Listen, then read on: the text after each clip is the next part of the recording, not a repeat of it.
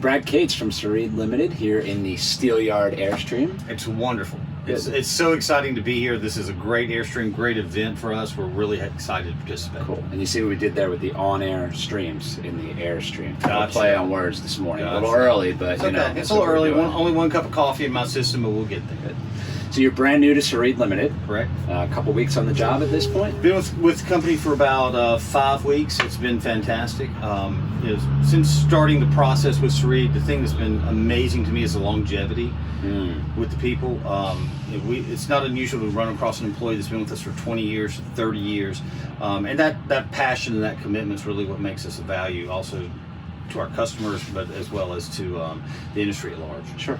So tell me a little bit about the line. Tell me about Sarreid. What are you carrying? What's in your showroom? We've got a lot of longevity there. Okay. Sarreid's 52 years old, and within that, if you look at a company that's 52 years old and you've got people that have been there for 40 years, there's a lot of passion and commitment to what we do. Sure. The company started out as an accessories company. Okay. And as we've evolved into full line furniture and now whole home, I think you'll see that legacy within what we do from a mixed material standpoint. Sure.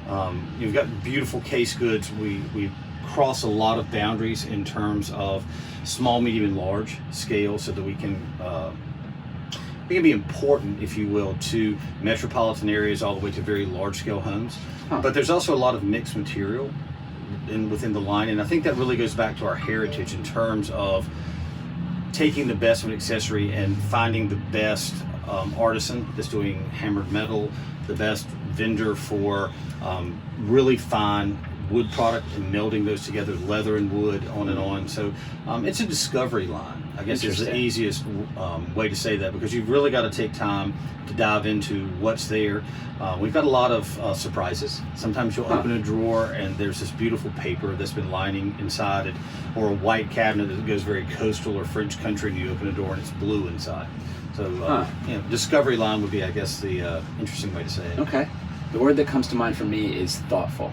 When you're talking about the materials, the way things are put together, how you're finding your product, and discovery, I think thoughtful is an interesting word for It's very thoughtful in the fact, if you look at the owners that I'm so fortunate to work for, they each have individual disciplines that play against one another and play positively for the growth of Sarreid. Right. Alex Surratt, one of the original founders, is a hunter-gatherer. And started out in Spain finding products and falling in love with them and artwork and kind of melding that together into an accessories line.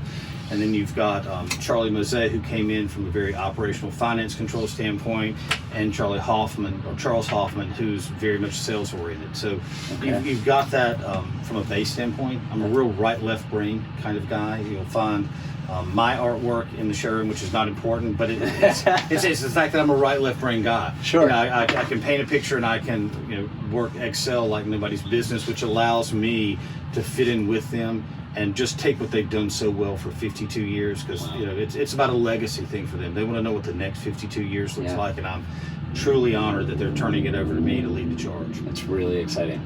So your first market with them, what's going on in the showroom? What are you most excited about here at High Point Market? Well, what I'm most excited about is our traffic.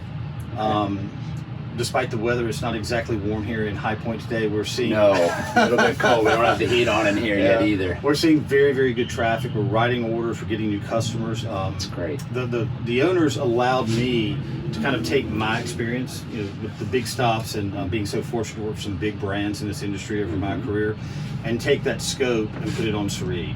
So we brought down the density in the showroom. We increased the light. And I'm a big fan of letting the furniture be the star, and letting the furniture shine and letting the furniture have room to breathe. I've gotten a lot of positive comments about that. We've had line extensions within a couple of our collections. As I said, within our collections, we'll run from a very traditional to a mid-century modern to a coastal look, a French country.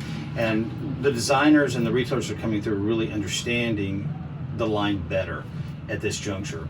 It's not that the showroom was bad before, it's just different. Right. And we're bringing the focus to the brand. With my branding experience and background, my charge internally and externally is to take the Sarreid brand and lift it up and polish it and let people know again what it stands for, so that we're very clear to the designer. Sure. I know they've got a lot of choices out there today.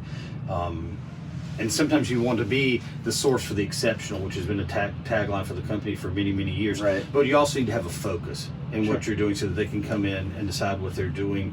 Because the designers and participants at market are very, very taxed from a time standpoint, a space standpoint. Yep. So we've got to have a very clear message. We've got to talk to you and your audience, so that they know exactly what we're doing and drive the business that way. It's fantastic. Well, we hope Sarreid will be on Steelyard very soon. Very soon. Coming soon.